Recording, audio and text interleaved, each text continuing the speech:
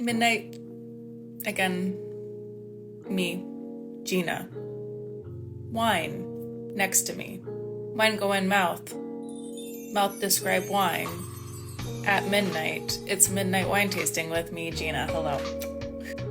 Hell. Start in France. Start in Alsace. Start with Etienne Simonis. Etienne's family has been making wine or involved in grape growing winemaking in Alsace, France for like a long time, since the late 1600s, 1670. Okay, in here, 100% Sylvaner. Sylvaner coming from old vines. Old vines, 50 plus years of age. Very small plot of their vines. It's like 0.6 hectares of size. We are hand-picking these grapes. We're slow pressing them for 8 hours.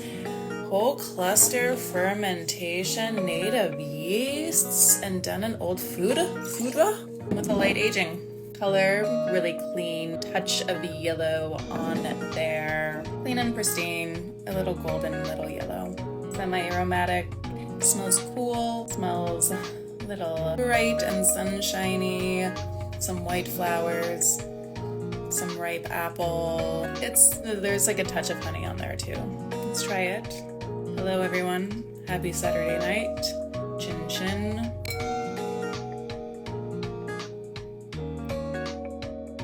Fucking delicious. It tastes a little like a sunny, cold climate. These wines always give me like glacial spring water, and it's definitely giving me some glacial spring water. Absolutely some white flowers in there, some budding grass, and like little white daisies popping up.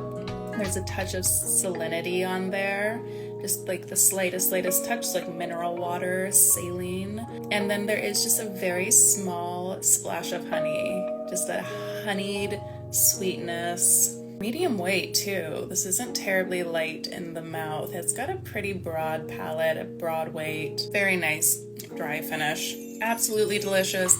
I didn't have this on the pairings this week. I was just pouring this by the glass off of our by the glass list. But this is our last bottle, so I figured we should taste it. Now I'm trying a new configuration with this fucking camera, and I'm not digging it. So we're just gonna put it back. Look to me. This feels better.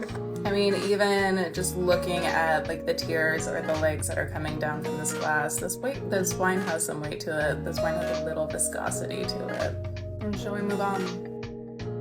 Let's move local. Let's move into Washington State. This is Piolet. I've tasted a Piolet live before. I've tasted one of their red wines, their Syrah. This is the stall.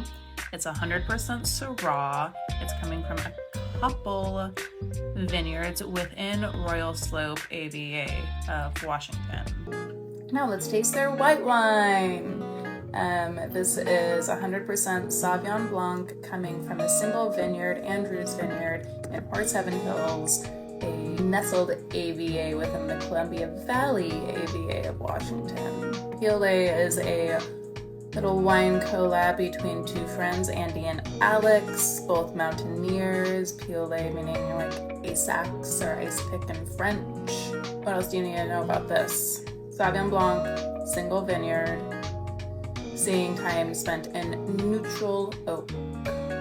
No fining, no filtering. We are down to about the last quarter. So when you pop this up open fresh, it's very clean and pristine. As you get a little bit closer to the bottom, you start seeing a slight cloudiness to it, but there's no major sediment in here.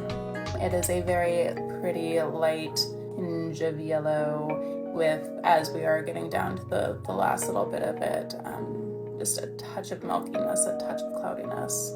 Semi-aromatic. It smells bright and energetic, but there's also like almost a slight nuttiness, like an almond nuttiness to it, but like fresh almond, not toasted or roasted almonds. In Sauvignon Blanc, sometimes you can get a lot of those green notes. I'm not really getting much green, maybe just like a touch of grass in there, green grass. And just a little bit of tropics, I don't know, what is that? Fucking papaya? Sure. Anyway, let's taste it. Happy Saturday night, y'all. Chin chin. I'm gonna break a glass someday.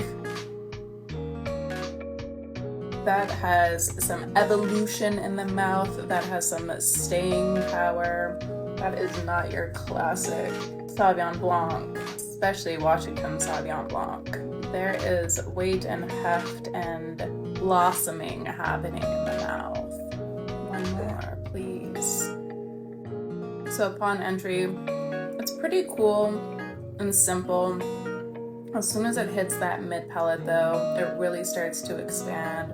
That's where you start getting some of those rich tropics, like a little papaya. I use everything so hard right now. Maybe some fresh green apple. I could even see some honeydew melon or cantaloupe, just a little bit. Some ripe melon on there, a touch of lemon, and then it just really evolves into this beautiful creaminess, almost like a curd, like a lemon curd, but not terribly sweet. It's got a pretty nice round, broad, mid to back palate that is just gorgeous. It's a pretty lengthy finish too. There's something about this wine that like it gives me soft, like a soft little cushion.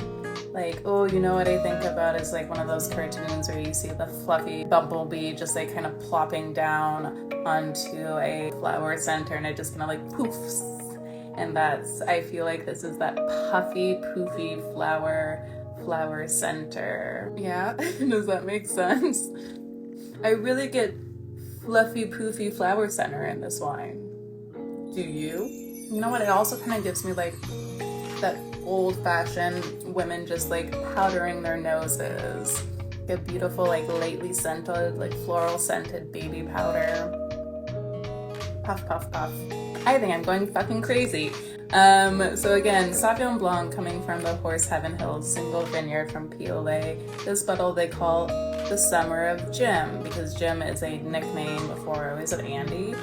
And then a play off of the Summer of George. If anyone's Seinfeld fans out there, we all remember the Summer of George. I have time to taste the fruits and let the juices drip down my chin. I proclaim this the Summer of George.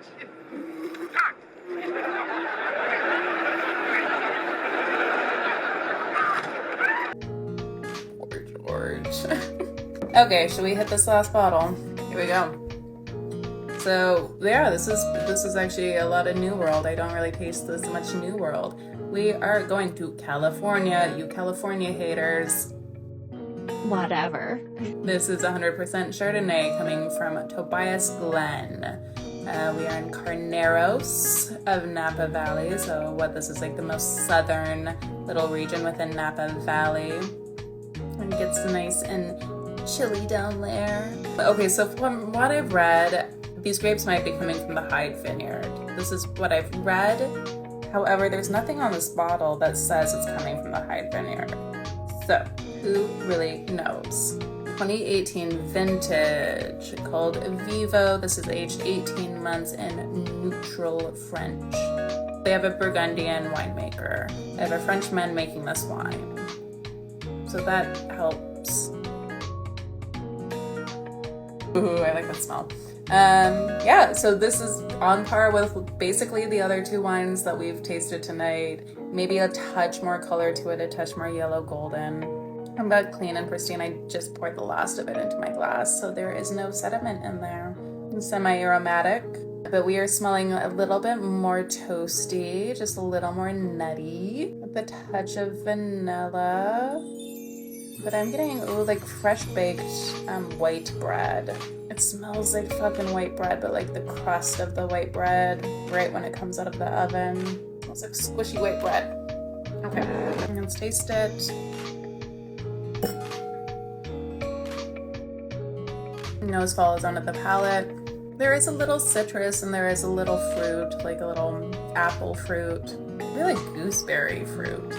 There is like a nice tartness in there that really kind of hits towards the end. But up front, you're getting the toasty. It smells like white bread, like almost like homemade Wonder Bread. It's not quite as fatty, not quite as rich as brioche. And there's something nostalgic about just like smelling white bread that didn't have all that butter in there. A little bit of like almond skin. Let me try it again. Even like a tinge of caramel, just like a hint, or like toasted hazelnuts that are almost entering into that like caramel flavor profile. And then it ends like, it kind of does a reversal of a lot of those Napa Chardonnays, where it's initially hitting with like these like round, toasty, there's not really butter on here, but like bready notes, and then it ends with kind of like the high-toned citrus fruits, a little like bitter almond skinned. Apparently this winery was purchased in 2015 by an entity, the California Wineries and Vineyards. They're the parent company. They bought it in 2015 to prevent it from being demolished and turned into housing development. So thank you very much. So what did I have this paired with?